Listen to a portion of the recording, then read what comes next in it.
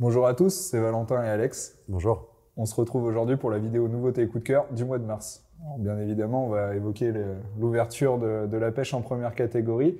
Mais avant ça, on avait un petit message à vous faire passer.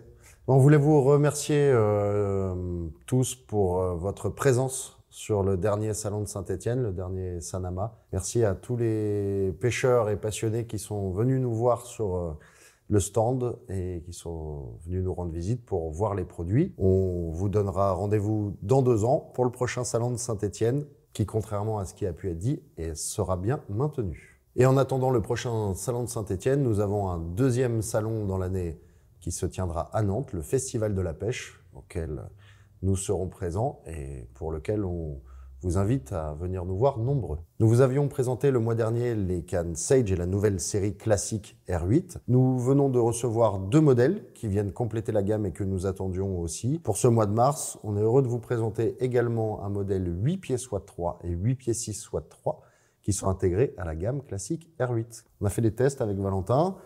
On a été assez époustouflé par la douceur de cette canne-là. Vous avez des cannes en SWAT 3 qui ont de la réserve de puissance, mais qui ont une expression de douceur, de contrôle de ligne. Ça va être très intéressant pour poser des sèches dans de tout petits espaces avec un bon contrôle de ligne, de la douceur d'action. Et on retrouve la technologie R8 qui est effarante de capacité. Donc même dans des versions un petit peu plus ciblées, pêche de truite assez légère, assez fine, on retrouve les capacités du Blanc R8 qui nous réservent encore beaucoup de surprises. Toi, Alex, t'étais parti un peu sur la 8 pieds 6 SWAT 3. J'ai bien aimé les 2 modèles. J'ai beaucoup aimé la douceur, la véritable douceur, le côté fleuret de la 8 pieds SWAT 3. Que j'ai aimé avec les 8 pieds 6 SWAT 3, un tout petit peu plus de longueur veut dire un tout petit peu plus de conicité. Donc une réserve de puissance encore un petit peu plus marquée et l'impression vraiment d'avoir cette réserve de puissance propre au R8. Un petit peu plus marqué au talon. Toi, tu as été, je crois, estomaqué par la douceur de la 8 pieds SWAT 3. De la 8 pieds SWAT 3, c'est vrai. Et en plus de ça, je me suis permis de l'essayer avec des mouches assez lourdes, des grosses mouches de mai sur hameçon de 10 et terrestres. Pour les rivières qu'on peut avoir en Bretagne, mais qu'on peut retrouver aussi dans pas mal d'endroits en France. Ce qui m'a vraiment surpris, c'est de pouvoir pêcher à courte distance avec des grosses mouches sans avoir à contraindre la canne ou à avoir besoin de la surcharger aussi. Donc en restant sur une SWAT 3, par exemple avec les nouvelles séries de soie Gold XP notamment, donc avec un fuseau un petit peu plus important, permet de faire la transition sur la soie. Mais en parlant bien de la canne, ça me permettait de vraiment poser une mouche à entre 5 et 10 mètres de façon très précise et des grosses mouches. Donc j'ai vraiment adoré cette canne. Et puis forcément, 8 pieds SWAT 3 pour les petites rivières que je pêche, c'est monstrueux. Bien que la canne soit assez douce, assez souple d'action, n'hésitez pas à mettre une Gold XP dessus. On a l'avantage sur les séries Gold XP de commencer en SWAT 3. Vous allez avoir des soies légèrement augmentées, un profil légèrement augmenté en tête, mais dont la transmission d'énergie se fait de manière assez fluide et progressive le long du fuseau arrière, du ventre jusqu'au fuseau avant. Ça charge vraiment très très bien ces cannes-là, tout en gardant du contrôle et de la douceur. Surtout, ce qui est intéressant, étant donné que c'est légèrement augmenté en tête pour ce type de pêche-là, ça vous permet de pêcher avec des bas de ligne plus longs sans avoir forcément beaucoup de soie sortie. Donc on a vraiment trouvé que c'était l'association la plus heureuse. SWAT 3 sur les 8 pieds SWAT 3 et 8 pieds 6 SWAT 3 en Gold XP. Ça a été probant comme test. À noter que sur notre site internet, on vous a précisé pour les soies Rio Gold, Gold XP et Gold Max, notamment sur les XP et sur les Max, la correspondance de la soie. Par exemple, on vous a pris une WF3. Sur notre site, il est indiqué qu'elle est un peu plus lourde qu'une SWAT 3 classique. C'est pas pour autant qu'on va aller mettre une 3 sur une canne prévue pour une SWAT 4, par exemple. C'est la question qui nous a été posée. Vous avez besoin d'une SWAT 3, vous souhaitez augmenter la charge sur votre canne, pêcher un peu plus vite, un peu plus rapidement, comme Alex vous l'a dit. Vous avez une canne en SWAT 3, vous choisissez une XP en SWAT 3 ou une Gold Max en SWAT 3. C'est assez important. C'est un petit peu plus lourd, mais c'est juste pour augmenter votre charge et faire moins de faux lancers et pas peiner les jours où on peut avoir des conditions un peu dantesques avec du vent. Ça va vous permettre de pêcher court, rapidement, ou même des fois à longue distance, mais sans avoir à faire de gestes superflus. Donc ça, c'est assez important. Si vous avez vraiment la soie à choisir, vous prenez le modèle de soie adapté à votre canne. Elle n'aura pas le comportement d'une soie de 4, vous resterez dans le comportement d'une soie de 3 et l'épaisseur d'une soie de 3, comme vous l'a dit Valentin. Par contre, en termes d'exécution et en termes de charge, vous aurez une charge un petit peu augmentée pour une soie de 3, sans pour autant que ce soit une soie de 4. Ce type de soie peut être très intéressant aussi lorsque vous voulez équiper des cannes qui portent 2 numéros de soie. Ce qui n'est pas le cas sur les classiques R8, vous restez dans le numéro, mais ce qui peut être le cas sur beaucoup d'autres cannes de notre catalogue. Et un dernier petit mot, ce que moi je trouve intéressant sur les séries XP et Max, c'est que ça va charger vite les cannes, ça va, comme disait aussi Alex, permettre de garder toujours ce contrôle de ligne et cette douceur de poser. C'est pas parce qu'on a une soie qui est dite un peu plus lourde ou un peu plus rapide qu'on va plaquer la soie, faire du bruit. Tout va être dans l'exécution du geste. Si le geste est bien réalisé, le posé sera propre et délicat.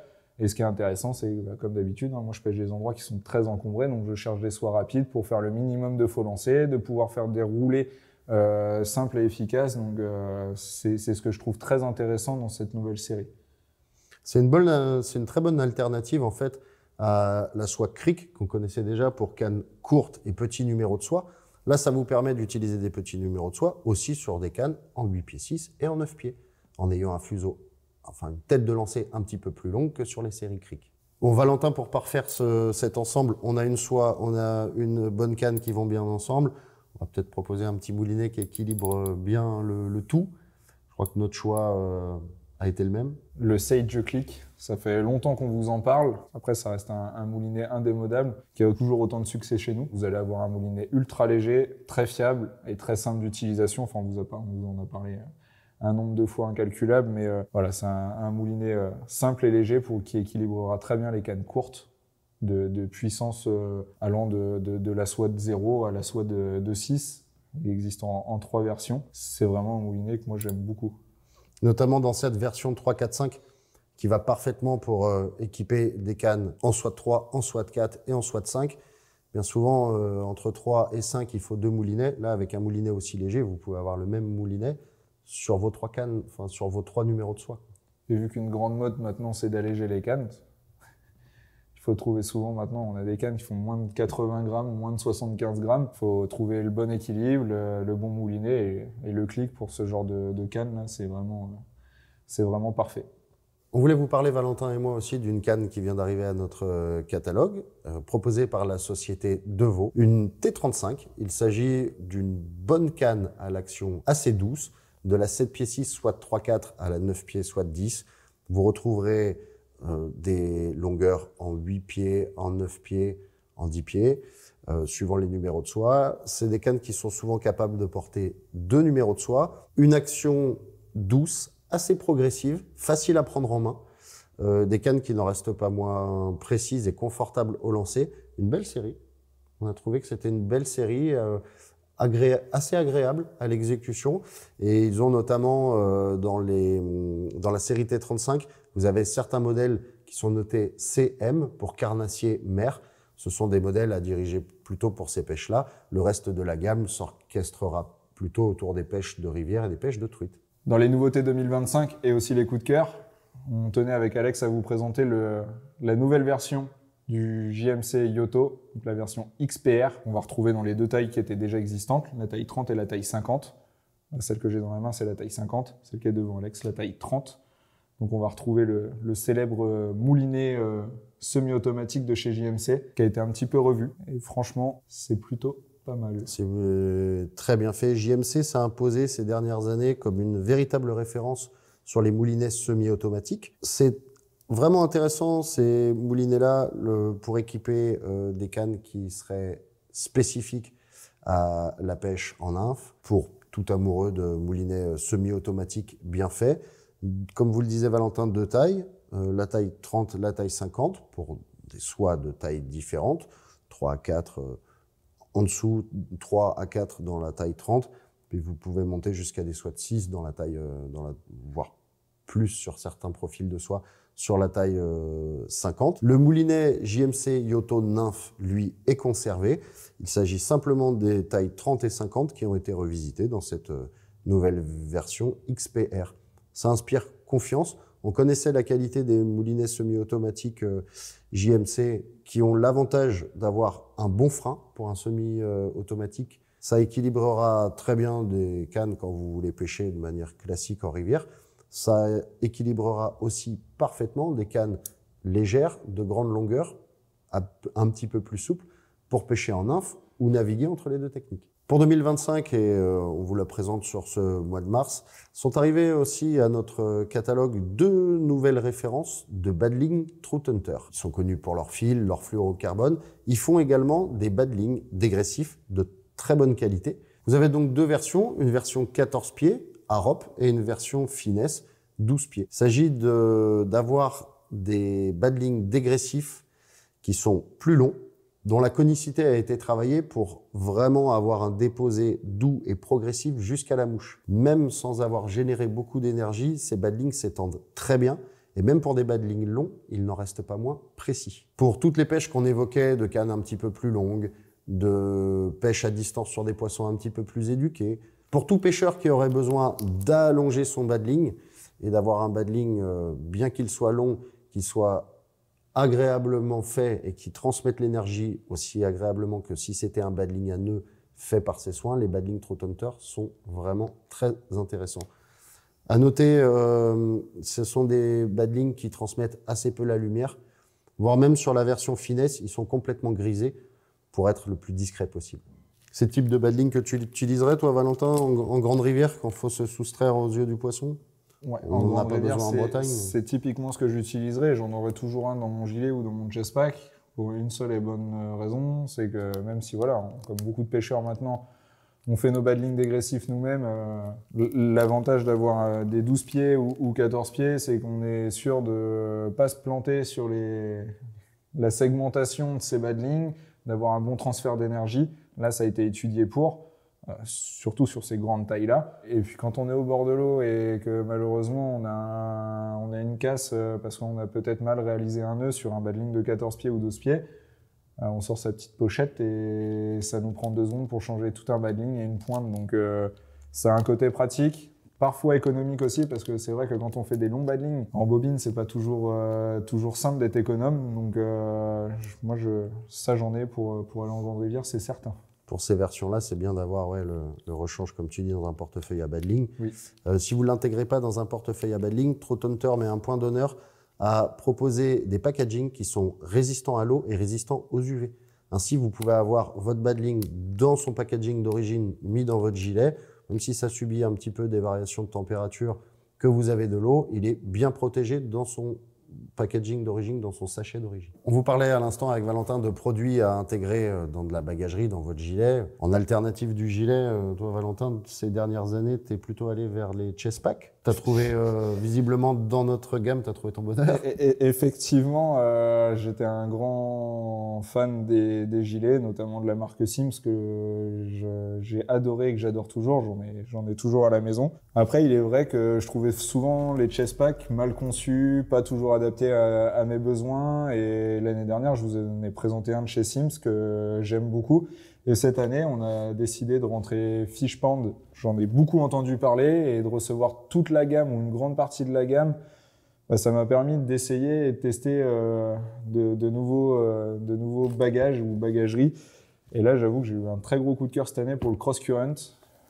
Parce que voilà, souvent les chest packs, j'ai trouvé un peu trop petits, avec une organisation qui me plaisait pas. Là, j'ai trouvé chaussure à mon pied. C'est vraiment le chest pack ultime par excellence, où on a quand même beaucoup d'accessoires dessus, enfin beaucoup d'ergonomie et je le trouve vraiment hyper pratique. On va retrouver une poche avant aimantée, donc ça c'est hyper pratique pour ranger ses pochettes de badling ou quelques bobines et aussi des boîtes. Vous retrouverez à l'intérieur plusieurs pochettes élastiques justement pour glisser pas mal de choses sans que ça tombe. L'avantage c'est qu'avec un doigt, hop, on la referme. Deuxième avantage, c'est aimanté, mais il y a un joint, donc il n'y aura pas d'infiltration d'eau, même quand il pleut. On a toute une bagagerie chez Fishpond qui est résistante à l'eau, ce qui ne veut pas dire qu'elle est insubmersible, enfin pour ces modèles-ci, mais qu'en cas de pluie, voilà, votre chest pack ne va pas se gorger d'eau et vous allez être quand même à l'aise. Vous allez retrouver plein de poches, plein de fonctions. Vous avez le patch mouche qui est vendu avec un très très bon velcro. Je le trouve vraiment pratique. Et puis enfin, on va retrouver, comme tout bon chest pack, une grande poche centrale. Le gros avantage, c'est que voilà, moi quand je pars à la pêche, j'aime bien emmener mes 2 grosses boîtes de sèche terrestre et de nymphes, de chiro, etc. Donc ça, je trouve ça vraiment bien parce que je peux rentrer 2 belles boîtes. Je peux emmener quasiment pas loin de 500 mouches, ce qui n'a aucun intérêt. Souvent, on pêche avec les mêmes modèles. Tu les as au cas où. Mais on les a au cas où, ça rassure le pêcheur. Alors, ensuite, on va retrouver une poche plutôt abdominale, donc de ce côté-là, qui est assez grande. Pareil, on peut glisser par exemple son téléphone dans une pochette étanche en plus. C'est vraiment pratique. Puis bah, forcément, on retrouve tous les systèmes d'accroche, d'accessoires, de coupe-fil, de porte-bobine. Voilà, on a un chest pack très pratique, très résistant. Et forcément, on va retrouver aussi au niveau du dos une poche de quoi mettre une veste. Tout à fait. Sans problème. Petite veste compressible que vous pouvez mettre là. Toujours l'anneau à épuisette dans le dos, ça c'est indispensable. Cette partie-là sert à loger les épuisettes fiche-pend dans le dos pour pas qu'elles vous gênent. Les épuisettes à long manche qui peuvent être gênantes. Fiche-pend prévoit de pouvoir glisser l'épuisette ici. C'est pour ça que vous avez un renfort autour de cette poche-là. Et effectivement, c'est assez ergonomique. Ça paraît un petit peu lourd quand on le prend en main comme ça pour la première fois. On se dit mince, on a un chest pack qui est assez lourd. Par contre, c'est vraiment bien conçu et de façon ergonomique. À porter, c'est super agréable. Enfin, une fois chargé et équipé, on va pas subir au niveau des épaules ou du dos. Et justement, je trouve que même le maintien du dos et toute la partie dorsale de ce chest pack vous permet de garder les épaules droites et une bonne posture, ce qui est aussi important quand on est en action de pêche, de toujours avoir une bonne posture. Notamment s'il est chargé. Et notamment s'il est chargé, effectivement, Alex. Donc, non, gros coup de cœur sur le Cross Current de chez Fishpond. Et puis, dernier mot, on vous en avait parlé l'année dernière dans quelques vidéos quand c'est rentré à la gamme. Ce qui est appréciable chez Fishpond, c'est qu'une grosse partie de leur bagagerie est construite à partir de plastique et de nylon recyclé. Donc ça, c'est appréciable. Ils mettent un point d'honneur à faire attention aujourd'hui à l'écologie et à notre environnement. Et dans une même série, chez Fishpond, vous retrouvez toutes les informations sur leur site. Vous pouvez tout à fait utiliser cette bagagerie-là, comme le fait Valentin en chest pack. Elle pourrait tout à fait aussi être intégrée à un sac à dos prévu à cet effet. Vous avez simplement à clipser votre chest pack sur les bretelles du sac à dos et vous vous retrouvez avec un 3 en 1 pour les pêcheurs qui passeraient vraiment de longues journées au bord de l'eau ou des pêcheurs qui veulent emporter énormément de matériel. Ou sécuriser du matériel, par exemple un appareil photo dans un sac étanche. Toi, du coup, Alex, t'as fait le choix d'un autre type de bagagerie. Tu l'évoquais, on est souvent interrogé sur des chest packs ou de la bagagerie étanche, submersible, de bonne qualité, qui peut emporter du matériel sans forcément être extrêmement volumineux, comme c'est le cas de pas mal de sacs étanches. Là, c'est tout à fait le cas pour cette série Thunderhead là, chez Fishpond. Il s'agit d'un chest pack qui pourrait être considéré aussi comme un pack minimaliste, parfaitement étanche, submersible. Vous pouvez le mettre à 1 mètre sous l'eau, vous n'aurez pas d'infiltration d'eau à l'intérieur. Vous retrouvez une poche filet pour votre petit matériel et un grand compartiment pour mettre votre matériel. L'avantage, c'est que la glissière est de très très haute qualité. C'est livré avec de quoi entretenir aussi la glisse. Vous pouvez porter ce matériel-là à la ceinture comme un hip pack. Vous pouvez tout à fait le porter comme un chest pack si vous le mettez autour du cou. Dans ce que évoquait Valentin de solutions submersibles ou en tout cas parfaitement étanches à l'eau, vous retrouvez aussi ces solutions-là chez Fishpond et elles sont de qualité. Dans les produits qui ont intégré notre catalogue cette année, et justement en prévision de l'ouverture des premières catégories, on voulait vous présenter les sélections qui ont été faites par Yuen Le Fur, la société YLF Fly Fishing, Yuen Le Fur Fly Fishing. Yuen, qui est monteur de mouches, nous propose des sélections exclusives, Ardent. Vous allez retrouver des sélections en boîte de ces mouches qui ont été faites pour le magasin, en tout cas pour l'enseigne. Vous allez retrouver des mouches parachutes, des collections qui sont faites autour d'une même famille de mouches. Les indispensables, par exemple, pour la Bretagne, une série de nains festival, une série de perdigones, une série de nymphes lourdes, une série de mouches faites en cul de canard, une série de parachutes. Vous pourrez choisir la boîte qui vous convient ou qui conviendra à vos pêches, ou combiner 2 boîtes pour pouvoir avoir nymphe et sèche. Là, vous retrouvez des sélections exclusives Ardent Pêche. On a décidé avec Alex de vous représenter à chaque vidéo nouveauté coup de cœur. En fin de vidéo, une petite sélection de mouches du mois, de ce que nous on peut utiliser sur le moment ou de ce qu'on va utiliser dans les semaines à venir, de mouches qui nous paraissent vraiment indispensables. Du coup, moi, pour commencer, voilà, ce que je peux utiliser en début de saison, ça va être relativement simple. Peut-être c'est mon expérience, peut-être que je pourrais essayer d'autres choses, mais c'est vrai que là, pour l'ouverture, c'est vraiment les mouches dans lesquelles j'ai une entière confiance. En général, je commence souvent avec une canne en SWAT 5 pour pouvoir pêcher au streamer dans des petites rivières à petite distance. Hein. C'est pas des endroits où je vais chercher de la distance, mais où je vais chercher à passer des mouches un peu plus volumineuses, un peu plus lourdes. Je vous conseille pour l'ouverture le Stitch Véron de chez Alain Barthélémy, AB Fly, qui a une valeur sûre pour un début ou une ouverture en première catégorie réussie. C'est vraiment une mouche incontournable. J'en ai quelques-unes dans mes boîtes et en plus de ça, c'est une mouche aussi qui se trouve être polyvalente, c'est-à-dire que je l'utilise à d'autres moments de l'année en réservoir ou sur d'autres espèces comme la perche. C'est vraiment une superbe mouche. Ensuite, dans les mouches que je peux utiliser en début de saison, en général, je les utilise quand même pas très longtemps en rivière, mais c'est vraiment sur la quinzaine de mars que je l'utilise. Mais à l'ouverture, j'ai eu des super bons résultats avec toute la sélection Fooling Meal Worm qu'on va retrouver chez nous. C'est simple, bon là, on va se rapprocher d'une pêche souvent au fil ou une pêche au top. Ça n'en demeure pas moins redoutable en début de saison de passer ces petites imitations de verre. Et pareil, je tenais à la vous présenter parce que c'est une mouche que je vais utiliser à d'autres moments, mais dans d'autres cas de figure, en réservoir par exemple, où c'est des mouches qui s'avèrent être redoutables. Et enfin, pour finir, un grand classique de chez AP, donc les mouches espagnoles, April Pyrénéo, qui était également présent au Sanama à Saint-Étienne. Ça fait déjà longtemps qu'on a sa collection chez Arnand, mais voilà, vous allez retrouver toute une collection de mouches typées Espagne ou à l'espagnol. On va retrouver un joli choix de perdigones, les petits culs rouges comme ça, noir cul rouge monté sur une bille argent là pour le début de saison quand on a besoin de pêcher creux et de passer vite proche du fond. C'est des mouches indispensables. Je vais pas vous apprendre les bases, mais voilà, c'est une mouche que j'utilise aussi beaucoup en début de saison. Surtout dans des eaux froides. Après, plus tard en Bretagne, j'utilise moins d'argent, beaucoup plus de cuivre et d'or. Mais en début de saison, quand on a des eaux avec des températures assez basses, j'utilise pas utiliser des billes argent.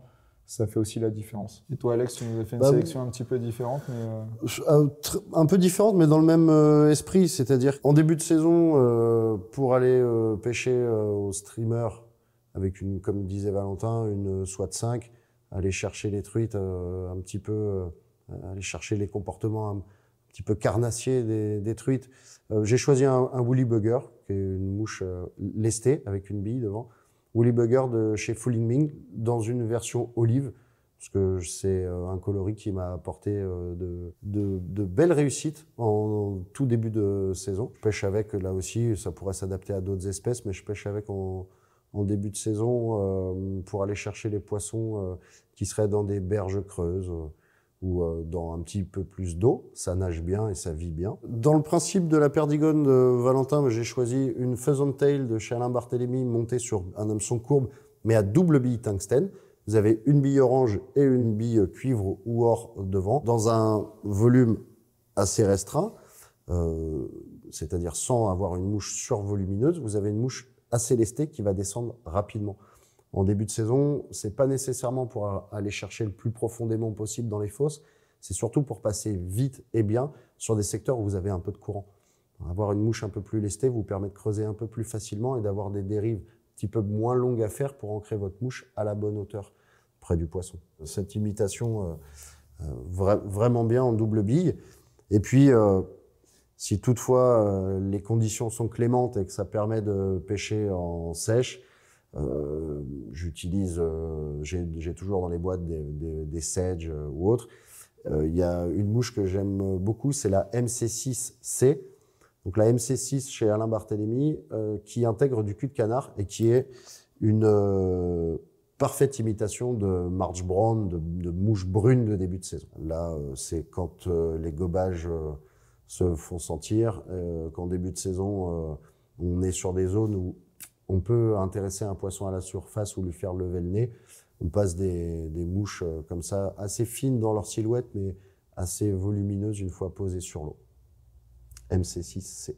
C'est déjà la fin de la vidéo nouveauté coup de cœur du mois de mars. Avec Alex, comme on vous l'a déjà dit, on a pas mal de petits projets vidéo cette année que vous retrouverez tout au long de l'année. Là, on a une série de vidéos tuto qui va sortir avec Alex pour vous remontrer ou vous expliquer certaines de nos petites astuces. Enfin voilà, c'est des choses très simples, mais qu'on tenait à vous expliquer. Donc ça va arriver dans les semaines et mois à venir. Tout au long de l'année, on va vous proposer ce genre de contenu. En plus de nos vidéos nouveautés coup de cœur, on a quelques vidéos au bord de l'eau où on va vous parler de matériel qui vont aussi arriver sur des nouveautés comme d'anciens modèles que nous, on affectionne vraiment beaucoup. Et du coup, avec Alex et toute l'équipe Ardent, on vous souhaite un bon début de saison. Et surtout, comme d'habitude, si vous avez des questions, n'hésitez pas à les poser dans l'espace commentaire, à nous appeler, à nous envoyer un email ou à passer au magasin Pontivy. À bientôt! À bientôt, bonne saison.